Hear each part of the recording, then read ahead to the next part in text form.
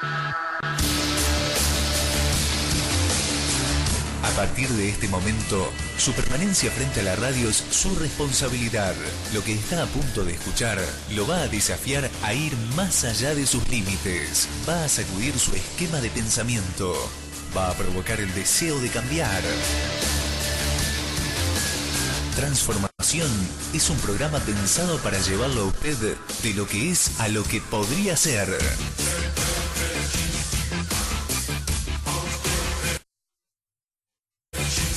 Con ustedes, Horacio Alcaraz. ¿Qué tal? ¿Qué tal? ¿Cómo les va a todos ustedes? Muy buenos días, tardes o noches. No sé en qué momento estarán escuchando este programa, pero bienvenidos a esta hora en Transformación. Hoy quiero hablar de un tema bastante particular acerca de la iglesia en la ciudad del pecado. ¿Y cuál es esa iglesia en la ciudad del pecado? Es la iglesia de Corinto.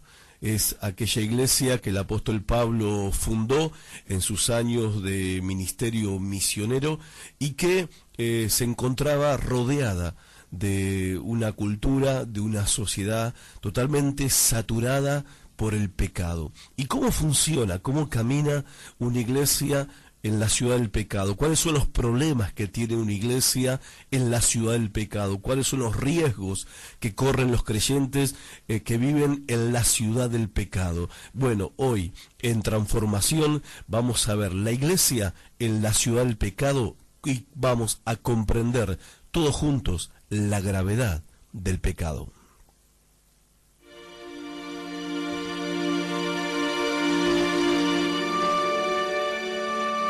Llega el domingo.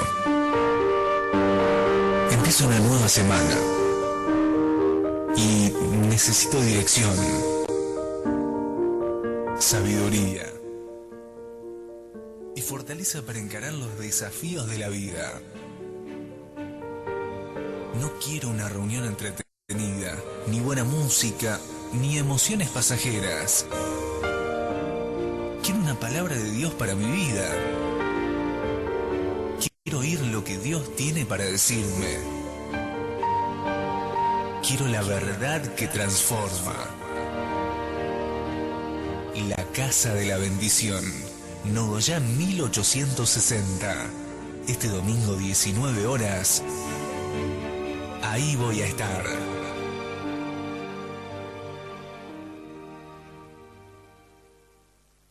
Esto es Transformación con Horacio Alcaraz. La ciudad de Corinto era conocida en el Imperio Romano como la ciudad del pecado. En esta ciudad el apóstol Pablo, como dije en el principio, había establecido una congregación, una naciente y nueva congregación.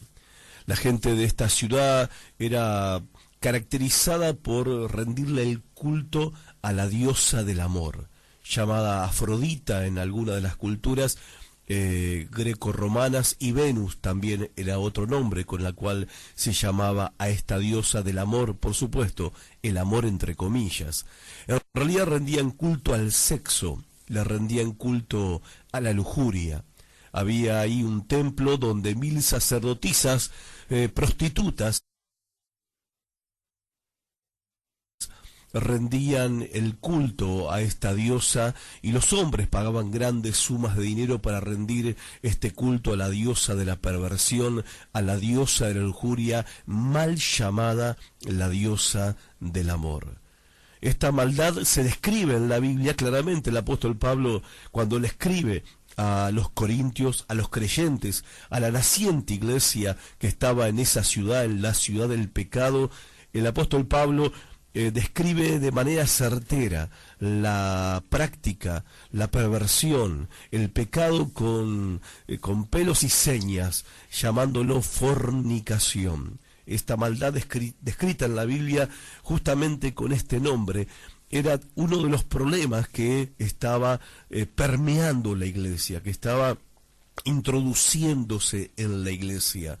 Porque más allá de la tragedia que era la vida dentro de esa sociedad pervertida, de esa sociedad que le rendía culto a la lujuria, al sexo, que si es hay alguna semejanza con lo que sucede hoy en día, no es casualidad, por supuesto que no es casualidad. Ahora, lo peor de todo no es que la sociedad estaba sumida en esta clase de cultura perversa donde adoraban el sexo, la sexualidad, la perversión, la lujuria, donde todo era sexo, tal cual como acontece en el día de hoy.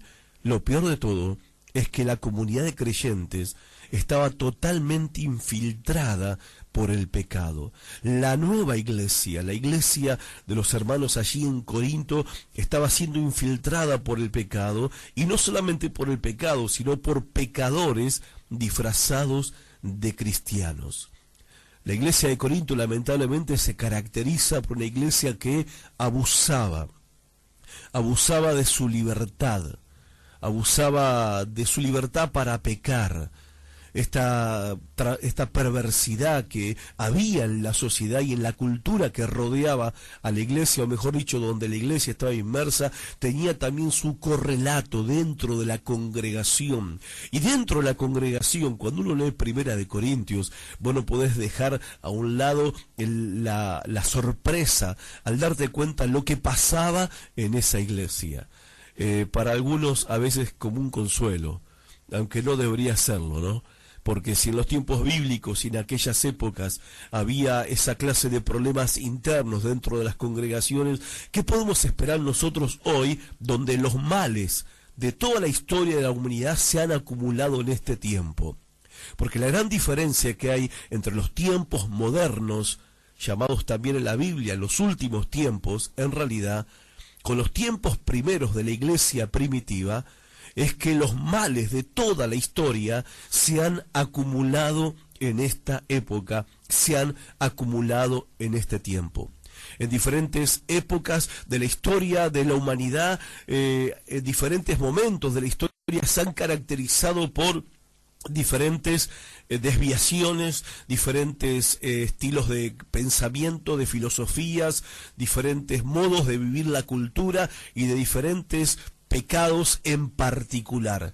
Pero lo que pasa hoy en día es que todo lo que ha acontecido de maldad, de perversidad, de pecado durante toda la historia se ha acumulado en esta época donde se le llama posmodernidad, pero la Biblia le llama claramente que son los tiempos finales. Y no nos deberíamos sorprender que esto suceda, porque está pronto el regreso de Cristo, porque esto casi ya no da para más. Siempre cuando estoy en mis oraciones, hablando con el Señor, le pido al Señor que nos ayude a los que somos padres a criar hijos, porque hoy en día no es fácil criar hijos. Hoy en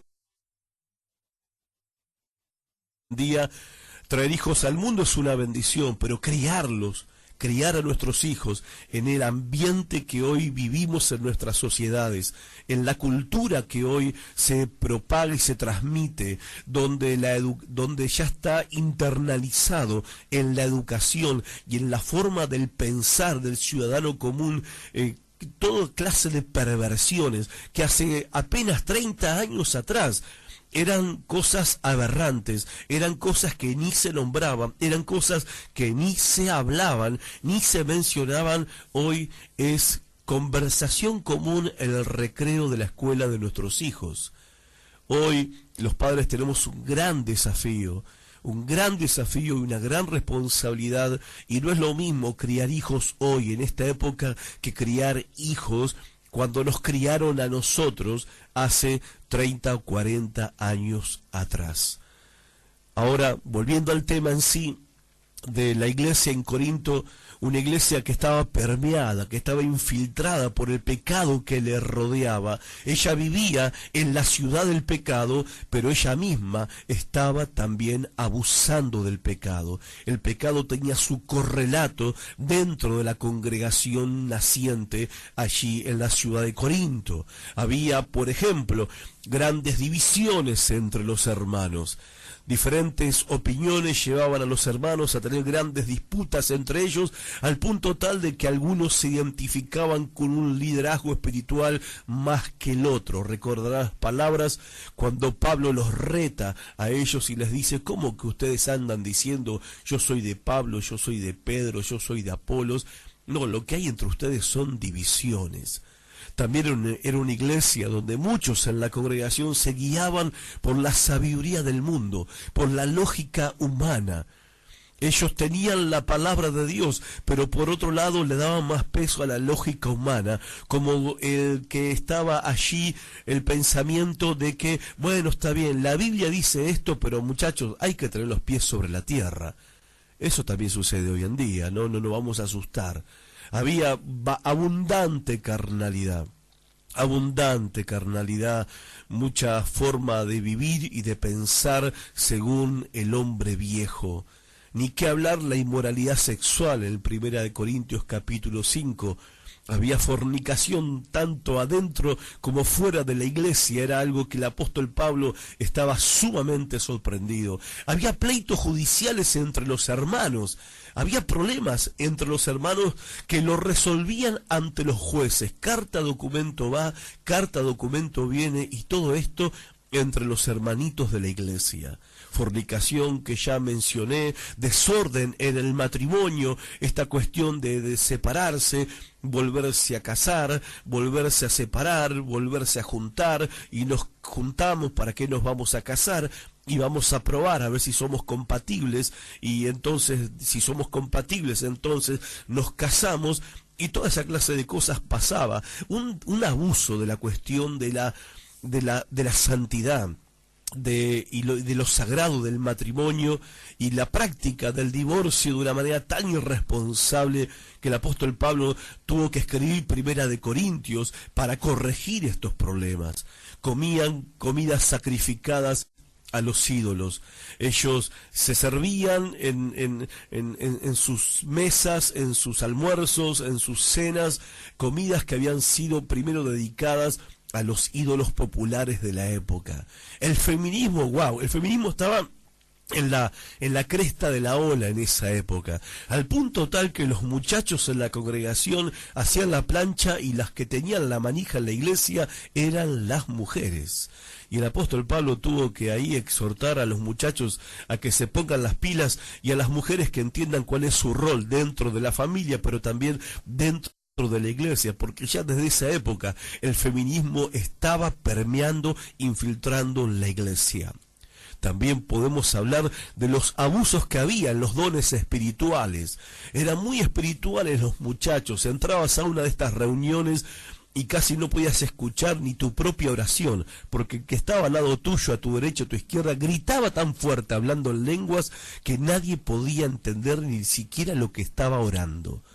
Había falta de amor, había abuso de lo que era la profecía, los dones de sabiduría, de palabra de conocimiento, de falsos milagros, enseñanza equivocada acerca de la resurrección de Cristo y de la resurrección entre los muertos. Incluso esto está en 1 Corintios 15, ahí está retratando el apóstol Pablo que había este problema en la iglesia, porque cuando uno ve las cartas que el apóstol Pablo escribía, por dar un ejemplo del apóstol que escribía, ellos escribían para corregir problemas que había en la iglesia. Si le escribe acerca de la resurrección, es porque ellos tenían una doctrina totalmente torcida con respecto a lo que era la resurrección de entre los muertos. Y Pablo escribe el memorable capítulo 15 de 1 Corintios.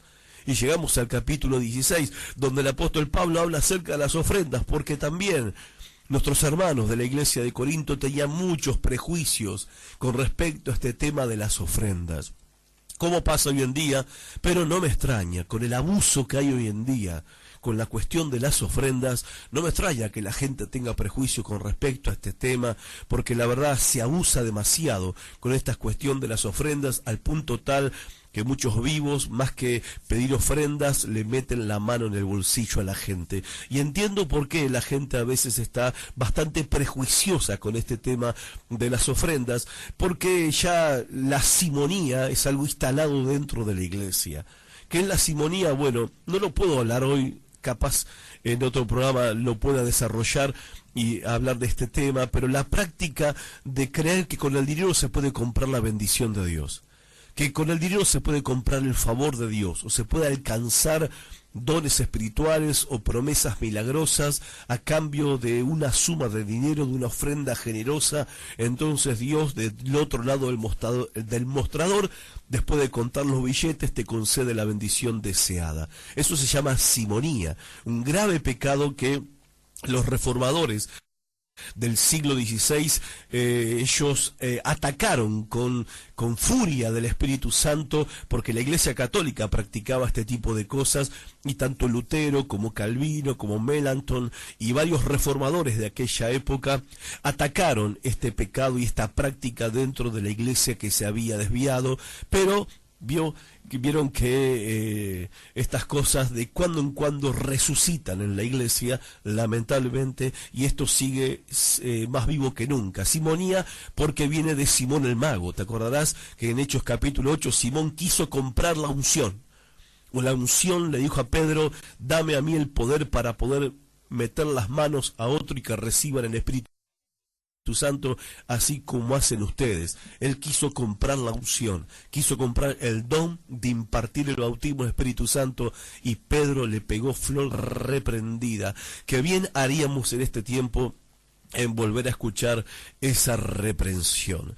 Pero terminando este paréntesis con respecto a la simonía, uno de los abusos en particular que los creyentes de Corinto en el que habían caído, es que ellos habían torcido y habían pervertido de manera grosera la cena del Señor. La cena del Señor. Ahora, ¿qué tiene que ver la cuestión de la cena del Señor con la iglesia en la ciudad del pecado? O como subtítulo le puse, comprendiendo la gravedad del pecado. Es que justamente hay dos ceremonias que la Iglesia le da una alta prioridad, que son el bautismo y la cena del Señor, o la Santa Cena, como también es de obediencia. No es cuestión de que si lo siento o no lo siento, hacerlo, son cuestiones de obediencia. Cristo dijo: bautícense y recuerden mi muerte en la cena del Señor. Ahora, los creyentes de Corinto habían convertido la cena del Señor, lo creas o no, la habían convertido en una fiesta de borrachos y glotones. Es impresionante. Y esta es la razón por la que Pablo les escribe muy, pero muy molesto, y usa términos muy fuertes para corregirlos. Pero acá es donde yo me callo y donde vamos a escuchar a Pablo. En las propias palabras del apóstol vas a escuchar lo que les escribe a nuestros hermanos de Corinto para corregir este problema del abuso que había en la cena del Señor. Cuando pues os reunís vosotros, esto no es comer la cena del Señor, porque al comer cada uno se adelanta a tomar su propia cena, y uno tiene hambre y otro se embriaga. Pues ¿qué? ¿No tenéis casas en que comáis y bebáis? ¿O menospreciáis la iglesia de Dios y avergonzáis a los que no tienen nada? ¿Qué os diré? ¿Os alabaré? En esto no os alabo. Porque yo recibí del Señor lo que también os he enseñado, que el Señor Jesús, la noche que fue entregado, tomó pan, y habiendo dado gracias, lo partió y dijo: Tomad, comed, esto es mi cuerpo que por vosotros es partido. Haced esto en memoria de mí. Asimismo tomó también la copa después de haber cenado, diciendo: Esta copa es el nuevo pacto en mi sangre. Haced esto todas las veces que la bebiereis, en memoria de mí. Así pues, todas las veces que comiereis este pan, y bebiereis esta copa, la muerte del Señor anunciáis hasta que Él venga. De manera que cualquiera que comiere este pan, o bebiere esta copa del Señor indignamente, será culpado del cuerpo y de la sangre del Señor. Por tanto, pruébese cada uno a sí mismo, y coma así del pan y beba de la copa. Porque el que come y bebe indignamente, sin discernir el cuerpo del Señor, juicio come y bebe para sí. Por lo cual hay muchos enfermos y debilitados entre vosotros, y muchos duermen. Si pues nos examinásemos a nosotros mismos, no seríamos juzgados, mas siendo juzgados somos castigados por el Señor, para que no seamos condenados con el mundo. Ahora, Lo que está diciendo el apóstol Pablo acá en estas palabras, en 1 Corintios capítulo 11, del verso 17 en adelante, él dice que es tan grave lo que ellos están haciendo, escuchen, que Dios se ha movido en la congregación y ha tomado la vida de alguno de sus miembros. Porque cuando dice, por el que come indignamente la cena del Señor, come juicio y bebe juicio para sí, por eso hay algunos entre ustedes que están enfermos, débiles y muchos duermen. Ahí duermen no significa que se dormían durante la predicación, significa que muchos habían muerto, pero habían muerto porque Dios los había ejecutado. Sí, como lo oíste, o decirlo de otra manera, Dios los mató. O Dios se lo llevó, si te gusta decirlo de otra manera que parezca un poquito más suave. Como lo quieras decir, la realidad era esta. Había creyentes que estaban muriendo antes de tiempo como juicio de Dios por participar de la cena del Señor de manera indigna. Había otros que estaban enfermos, otros estaban muy enfermos y estaba quedando, sí, el pastor de la iglesia estaba teniendo velorios bastante seguidos. Esta es una cuestión de que el apóstol Pablo está diciendo, hay hermanos que están falleciendo como un castigo de Dios por lo que ustedes están haciendo con la cena del Señor. Esto era muy grave. Algunos padecen enfermedades y otros están muy débiles físicamente y siempre están con achaques. Y es mejor que se aseguren de hacer algo al respecto, le está diciendo el apóstol Pablo. Y debido a la urgencia y la gravedad de esto, nosotros tenemos que entender algo. Nosotros, hoy en día, tenemos que entender algo con respecto a la cena del Señor y tenemos que comprender a la luz de esta enseñanza la gravedad que tiene el pecado. No es cosa liviana, no es juguete, no es cualquier cosa, no es pavadita. Pecar, ser creyentes, que pecamos sabiendo que estamos pecando y que no va a suceder nada. Tenemos que entender a las consecuencias que nos estamos exponiendo. Y antes de ir a la primera pausa, quiero decir 3 cositas. Primero, no existe verdadera comunión en la iglesia cuando los creyentes practican el pecado. No importa cuánto nos abracemos, no importa cuánto nos besemos, no importa cuánto digamos que nos amamos, si creyentes, ya sea 1, 2, 3, 5 o 40, practican el pecado en su vida, no hay verdadera comunión en la iglesia. En segundo lugar, no existe verdadera comunión con Cristo cuando hay pecado oculto. Lo que existe se llama hipocresía. Y en tercer lugar, no existe verdadera reverencia a Dios cuando vivimos en el pecado. Lo que hay es una profanación a causa de que nos corrompemos con el pecado en nuestra vida. Pensalo, vamos a la pausa y vamos a entrar de lleno en el mensaje de hoy.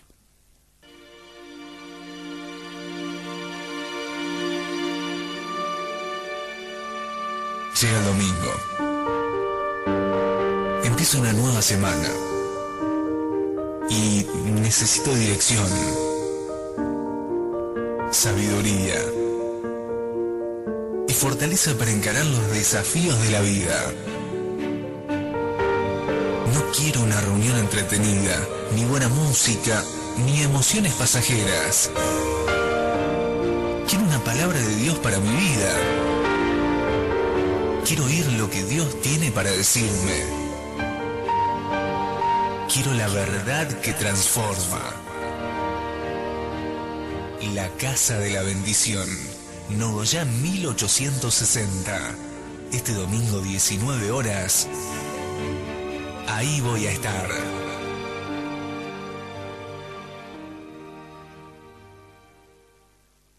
Esto es Transformación con Horacio Alcaraz. ¿Estás buscando el éxito en tu ministerio? Extendiendo el Fuego. Es un curso especial donde vas a aprender principios de evangelización explosiva, cómo tratar con el pecado en la iglesia, cómo manejar la oposición y más. El martes 5 de agosto a las 20 horas en Nogoyá 1860. Vas a redescubrir la verdad. Orador Horacio Alcaraz. Extender el fuego en nuestra generación es posible. El punto número 1 es la gravedad del pecado. El versículo 27 de 1 Corintios 11 nos habla de la responsabilidad que implica esta cuestión de practicar el pecado en nuestra vida. De manera que cualquiera que comiere este pan o bebiere esta copa del Señor indignamente será culpado del cuerpo y de la sangre del Señor. ¿Qué es lo que está diciendo el apóstol Pablo? Que es tan grave tomar la vida cristiana y la cena del Señor como algo liviano que literalmente serás hecho responsable por eso. ¿Y qué significa la frase ser culpable del cuerpo y de la sangre del Señor? Significa justamente eso, que se te hace responsable en primera persona de haber sido el que maltrató a Cristo el Señor, a Jesús el Hijo de Dios. El autor de Hebreos, capítulo 10, nos advierte con respecto a esta conducta. ¿Qué sucede cuando nosotros no consideramos, cuando no estimamos a Jesús el Hijo de Dios? Cuando alguien desobedece la ley de Moisés, si hay 2 o 3 testigos que declaren contra él, se le condena a muerte sin compasión. Pues, ¿no creen ustedes que mucho mayor castigo merecen los que pisotean al Hijo de Dios y desprecian su sangre? ¿Los que insultan al Espíritu del Dios que los ama? Esa sangre es la que confirma la alianza y con ella han sido ellos consagrados. Sabemos que el Señor ha dicho: a mí me corresponde hacer justicia. Yo pagaré. Y ha dicho también: el Señor juzgará a su pueblo. Y esta es la consecuencia de tener una actitud descuidada, desprevenida con respecto al pecado en nuestra vida personal. Quizás te preguntes, pero bueno, ¿cuál es la consecuencia de esto? Y bueno, el apóstol Pablo dice: serás hecho responsable por el cuerpo y la sangre del Señor. ¿Y qué quiere decir que seré hecho responsable por el cuerpo y la sangre del Señor? Significa que vas a ser tratado como culpable de maltratar a Cristo, de tratar indignamente la vida y la muerte de Cristo. En otras palabras, Dios dice que sos el culpable de eso. Te convertís en responsable de maltratar al Hijo de Dios. A ver, para darte un ejemplo para ilustrar este punto. Si alguien pisotea la bandera del país, como hizo nuestro querido benemérito Justin Bieber en Chile, pisoteando la bandera de la Argentina. A ver, algunos dijeron: no, pero eso no es una pavada, bueno, la bandera, un pedazo de tela. Ahora, escúchenme, si vos pisoteas la bandera, es verdad que la bandera es un pedazo de tela, que es un material que aparentemente es eso, aparentemente no, es eso, es un pedazo de tela. Pero la cuestión es esta: no es que estoy pisando la tela, pisoteando la tela, resulta que esa tela representa algo. Entonces, si alguien pisotea la bandera del país, no está pisoteando un pedazo de tela, está insultando a su país, lo cual es un delito. Eso, si las autoridades te ven haciendo eso, eso es un delito. Se te hace culpable de deshonrar a tu propia nación y hasta casi de traición a tu propia patria. Por eso uno pisotea la bandera, no es una cuestión de que está pisando un pedazo de tela, porque la bandera representa la honra y la gloria de tu nación.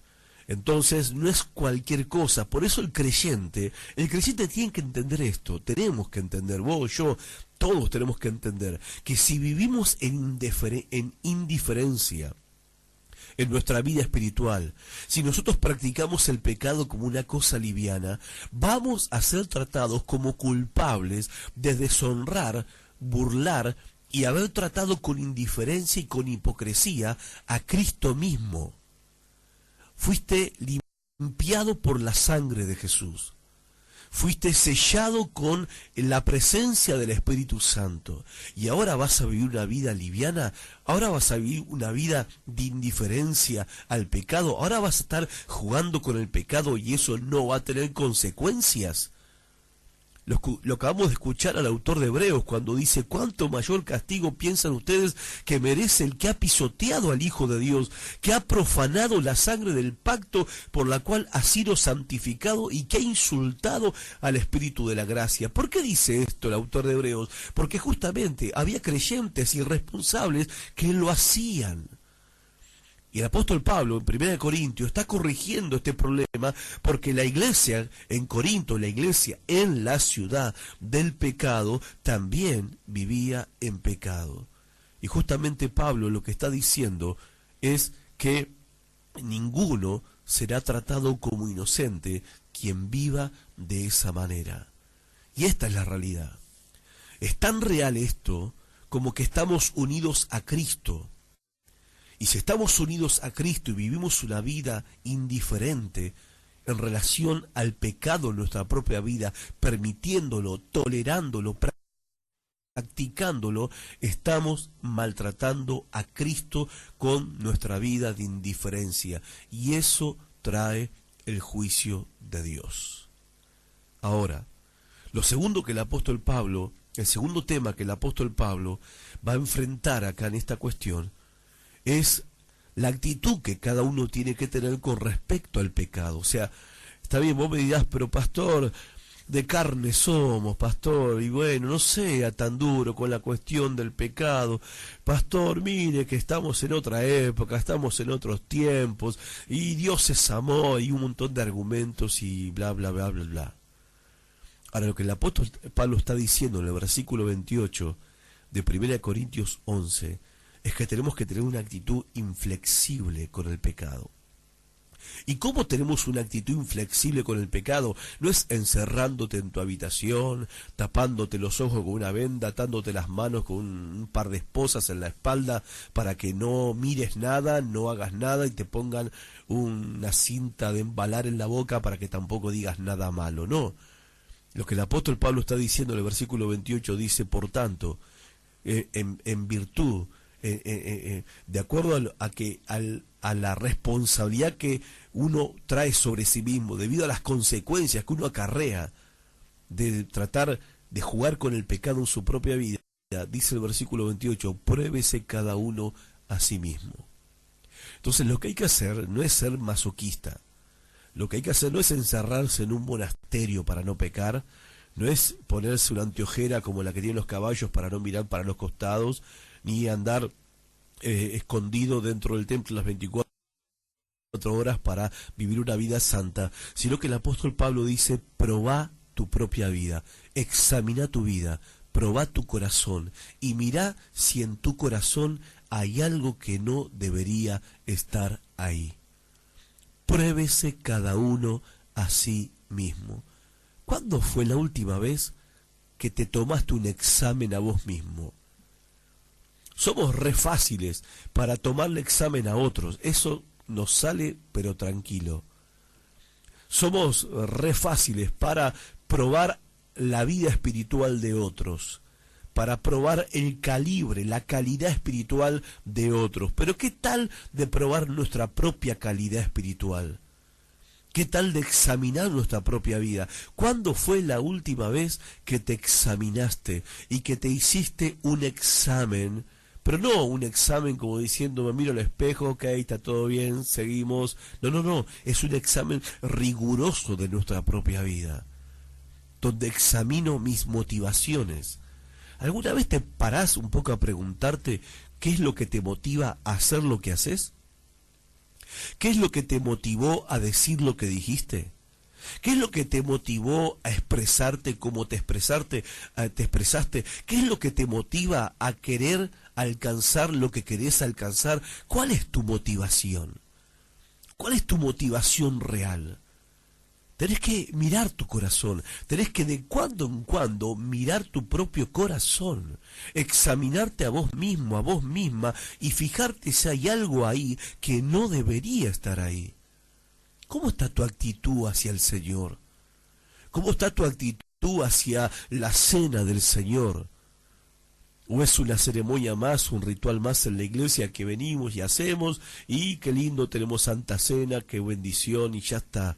Cuando de repente dice el apóstol Pablo, el que come la cena del Señor sin discernimiento está comiendo juicio. Y a veces pensamos que muchos de los problemas que tenemos es que el diablo nos está atacando, y en realidad muchas veces las cosas que nos están pasando tienen que ver con la disciplina, la corrección, el juicio de Dios en nuestras vidas, porque tomamos las cosas muy livianamente. No sé si me estoy explicando. ¿Cuándo fue la última vez que examinaste tu actitud hacia los demás hermanos, hacia tus hermanos, tu actitud hacia ellos? ¿Cuándo fue la última vez que hiciste un examen sincero de tu comportamiento sexual? ¿Cómo está tu comportamiento sexual? ¿Cómo andás en tu fidelidad con el manejo del dinero? Ahora, no me digas, no, pastor, con eso estoy bien, yo diezmo todas las semanas, diezmo todos los meses. Bueno, te felicito, pero no solamente la cuestión de si diezmo todos los meses, es cómo administro también el resto. Es cómo manejo el dinero que Dios me da para vivir, para sustentar mi vida o la de mi familia, si es que soy responsable de una familia, porque muchos creen que cumplen con dar el diezmo y dar la ofrenda y que ya están libres de ser fieles en la administración. No solamente diezmar y ofrendar, tiene que ver con una fidelidad en administrar todos los recursos que Dios nos da. ¿Y cómo anda tu fidelidad en la cuestión del manejo del dinero? Pastor, ni me hable, tengo más cuentas que, mire, estoy en cada financiera de la ciudad, en cada casa de crédito, mi nombre está empapelado en la puerta. Pero yo diezmo, ¿Y de qué te sirve diezmar si estás endeudado hasta la maceta? A ver, no digo que no diezmes, pero digo, podés diezmar, sos responsable en diezmar, pero sos irresponsable en administrar el resto. Tenés que examinar tu vida.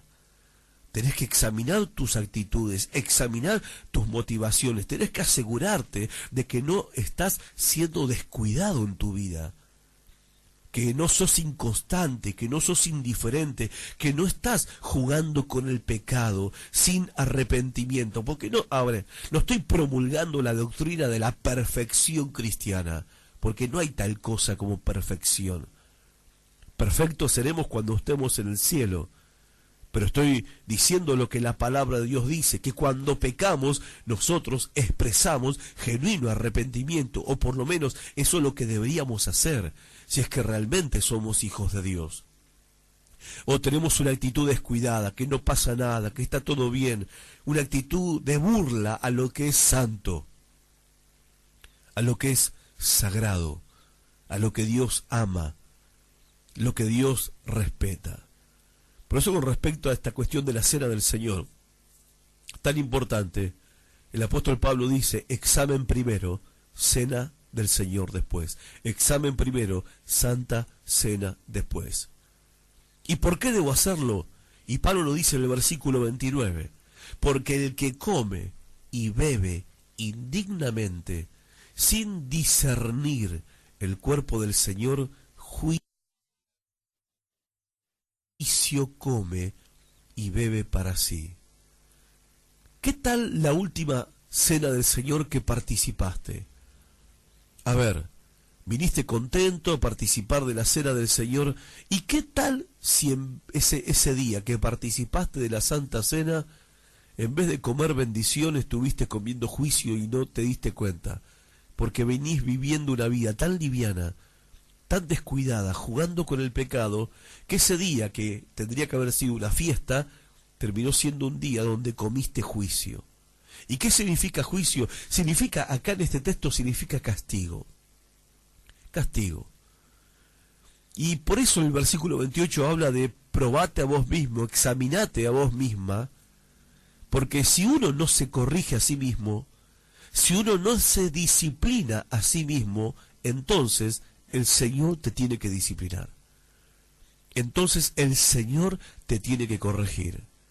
Por eso es tan importante tener esta actitud inflexible con el pecado en nuestra vida, de que nosotros nos examinemos a nosotros mismos y nos corrijamos a nosotros. No sabe nada. Que el pastor no se entere, que el líder no se entere, que el líder no sepa, pero el pastor no se enterará, el líder no se enterará, pero el Señor, ¿a dónde te vas a esconder del Señor?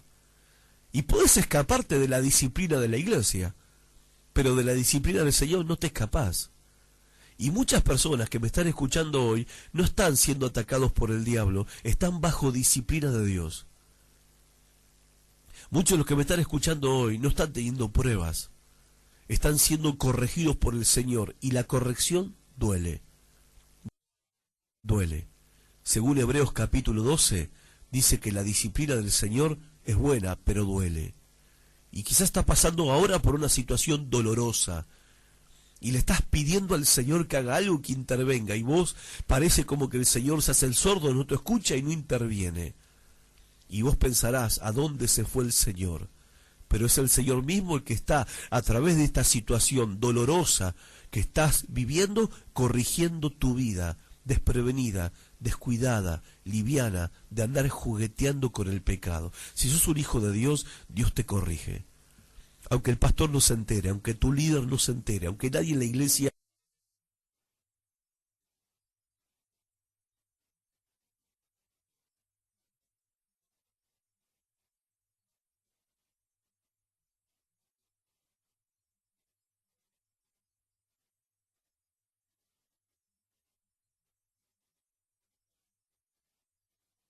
Pausa y volvemos. Pensalo.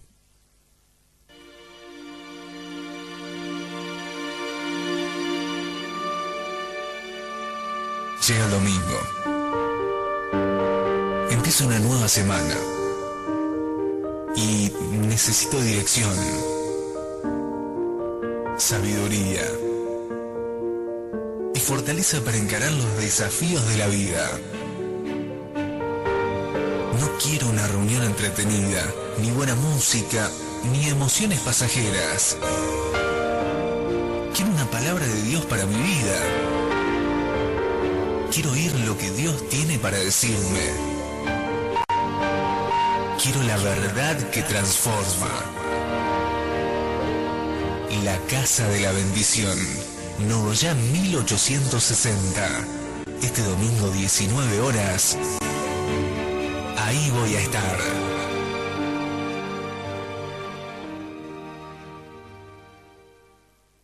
Esto es Transformación con Horacio Alcaraz. ¿Estás buscando el éxito en tu ministerio? Extendiendo el Fuego. Es un curso especial donde vas a aprender principios de evangelización explosiva, cómo tratar con el pecado en la iglesia, cómo manejar la oposición y más. El martes 5 de agosto a las 20 horas en Nogoyá 1860. Vas a redescubrir la verdad. Orador Horacio Alcaraz. Extender el fuego en nuestra generación es posible. Dicho sea de paso, la entrada es libre y gratuita. El tercer punto es la cuestión del castigo del pecado. El resultado de este tipo de castigo. ¿Cómo es que Dios nos disciplina? Y acá te voy a contar lo que Dios hizo en la iglesia de Corinto. Versículo 30. En esta iglesia que vivía en la ciudad del pecado, ¿cómo se movió Dios? ¿Cómo actuó Dios en la iglesia de Corinto? Dice el versículo 30, por lo cual hay muchos enfermos y debilitados entre vosotros, y muchos, y 2 veces dice la palabra muchos, y muchos duermen. La palabra duermen es una metáfora para referirse a la muerte. No es que los hermanitos se apolillaban mientras el predicador predicaba, no. El Señor estaba diciendo acá que debido a los abusos de los hermanos corintios de la mesa del Señor y los abusos en su propia vida personal, algunos de ellos se habían vuelto débiles, lo que significa ligeramente enfermos, lo que significa con achaques continuos. Otros estaban muy enfermos y algunos de ellos Dios los había matado. Dios se los había llevado. Alguno diría, se fueron con el Señor. Bueno, no es que se fueron porque querían irse, el Señor se los llevó. Y bueno, no es algunos, la palabra es muchos, lo que significa que eran un buen número. Había velorio bastante seguido en la iglesia de Corinto. Ahora, ¿por qué Dios los mató? ¿Qué mal hicieron estos pobres hermanitos? Y el mal que cometieron fue el de llegar a la mesa del Señor de una manera irreverente. Y acá es donde nosotros comprendemos realmente la gravedad del pecado. Puede que en el caso famoso de las primeras muertes súbitas que hubo en la iglesia, porque cuando vamos a la historia de la iglesia, a la historia de la iglesia primitiva, vemos que pasaban estas cosas. Había muerte súbita en el culto. ¿Te imaginas si eso llega a pasar hoy en día, no? Pero en el capítulo 5 de Hechos de los Apóstoles, dice la Biblia que Ananías y Zafiras, ¿te acordás la historia? Léelo en tu Biblia. Ananías y Zafiras fueron ejecutados por Dios en medio del culto. Y fue por su propio pecado. Supuestamente es muy probable que ese día había cena del Señor. Es más, es casi probable que así fuera, porque la iglesia primitiva acostumbraba a celebrar la cena del Señor todos los días, porque ellos se juntaban todos los días, y como Cristo no dejó establecido que la cena es día por medio, una vez por semana, una vez por mes, cada 15 días, no estableció. Cristo dijo, cada vez que se reúnan, ¿sí?, acuérdense de mi muerte. Entonces la iglesia primitiva se reunían todos los días en las casas y partían el pan juntos. Te acordarás el pasaje en Hechos capítulo 4 y también el capítulo 3, donde la iglesia se reunía y juntos partían el pan en las casas. Es posible que esta sea una referencia a la cena del Señor. O sea, compartían la cena del Señor y luego comían juntos entre hermanos. Puede ser que Ananías y Zafiras, en medio de un culto de cena del Señor, ellos, por haber mentido al Espíritu Santo, por haberle mentido a Dios, ellos padecieron muerte súbita en medio del culto. Eso es lo que pasó en la historia primitiva de la iglesia.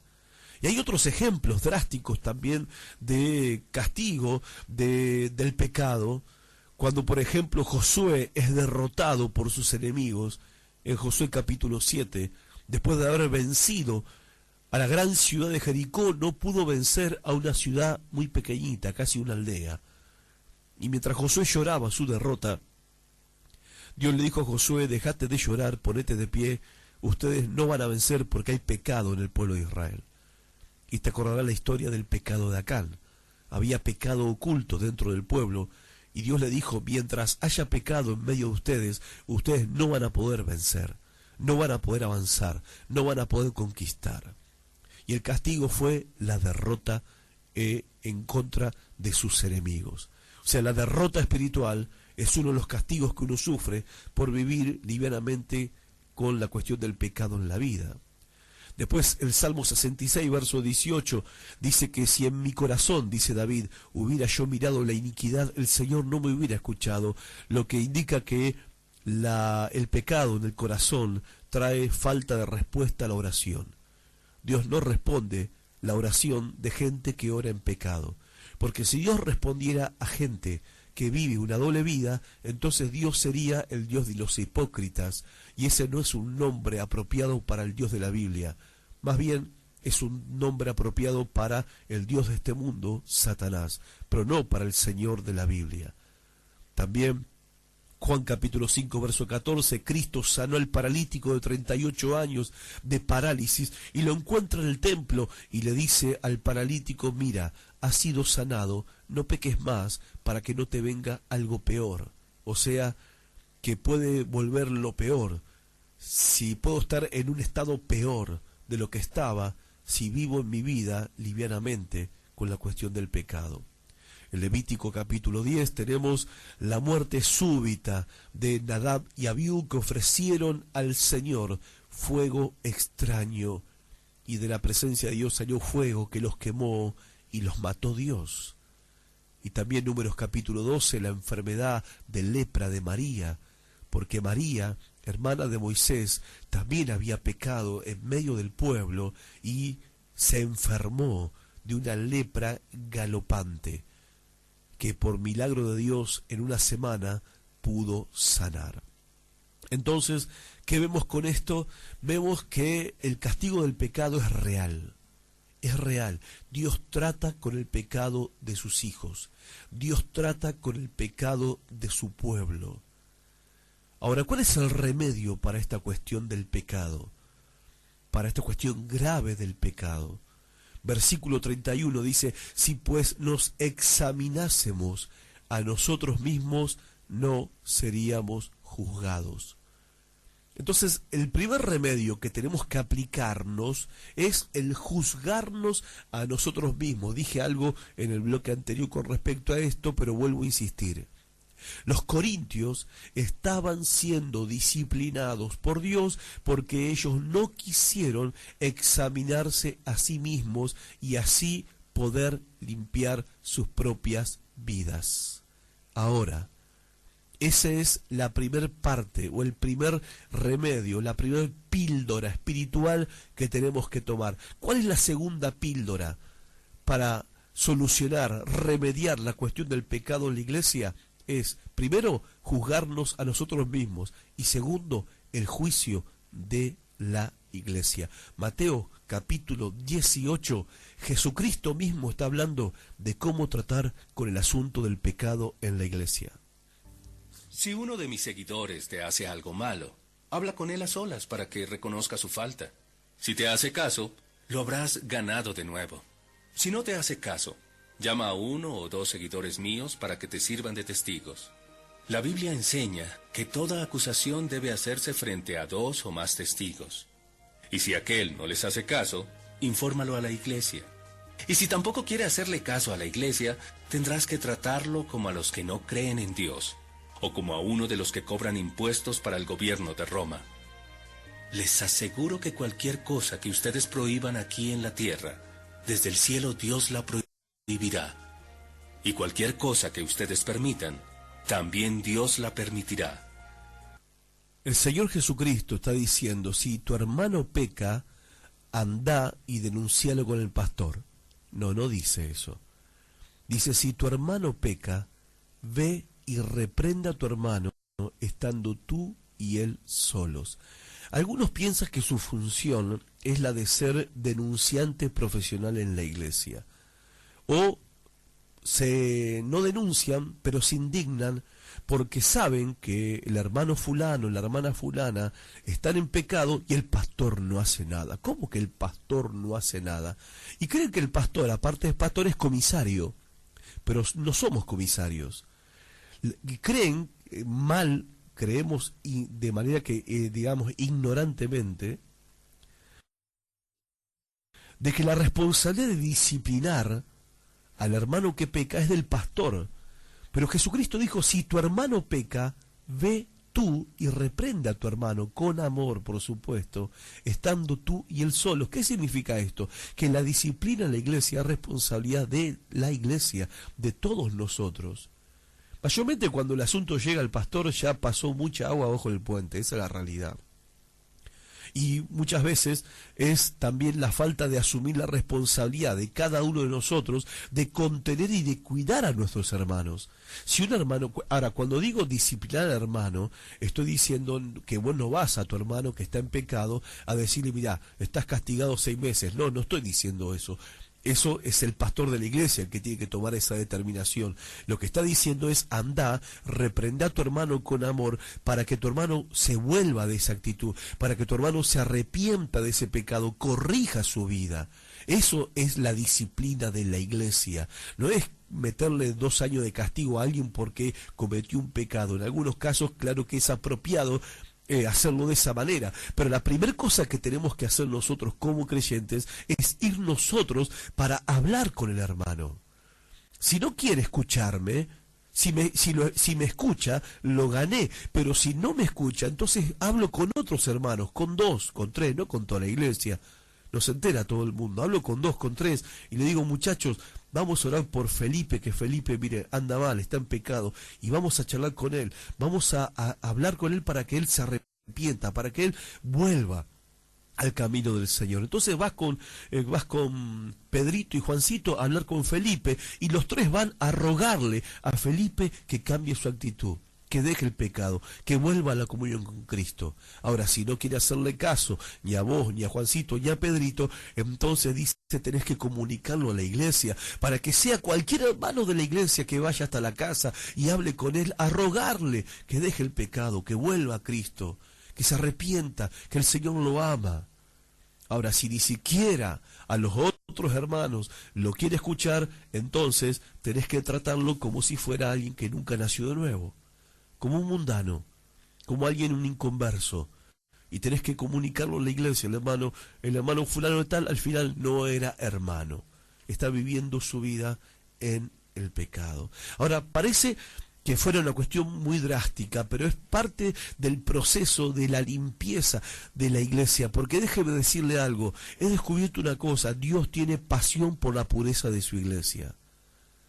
Y una iglesia poderosa, una iglesia relevante, una iglesia que impacta, es una iglesia pura. Si no es pura, no importa lo que haga, no tendrá impacto, no tendrá impacto.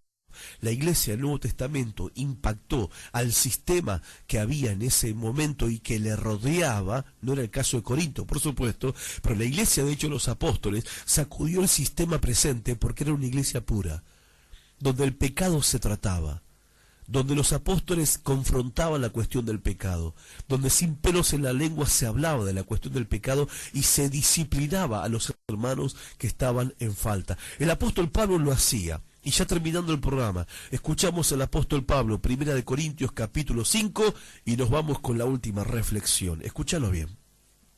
Capítulo 5.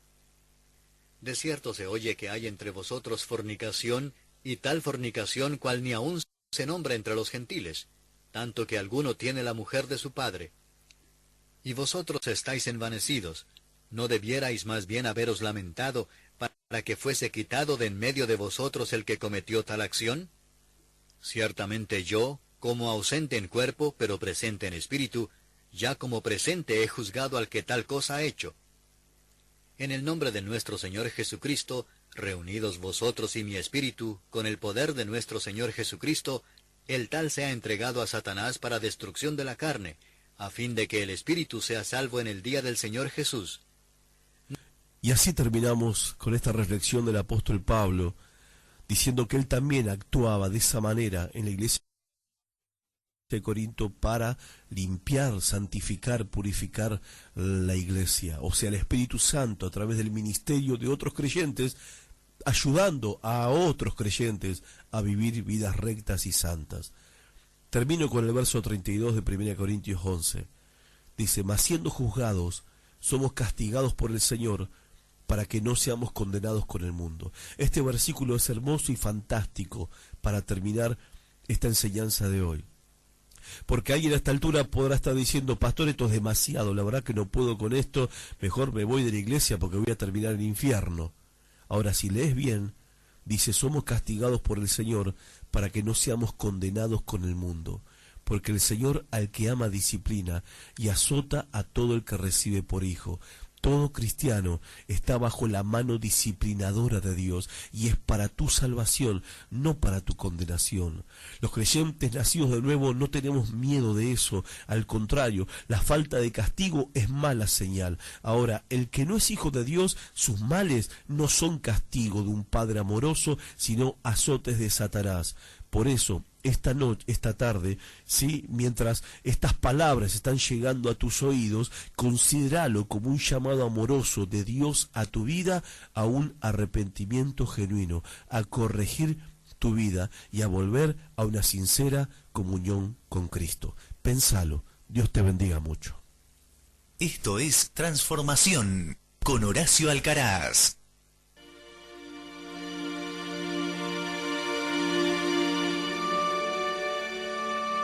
Llega el domingo. Empieza una nueva semana. Y necesito dirección, sabiduría y fortaleza para encarar los desafíos de la vida. No quiero una reunión entretenida, ni buena música, ni emociones pasajeras. Quiero una palabra de Dios para mi vida. Quiero oír lo que Dios tiene para decirme. Quiero la verdad que transforma. La Casa de la Bendición, Nogoyá 1860. Este domingo 19 horas. Ahí voy a estar.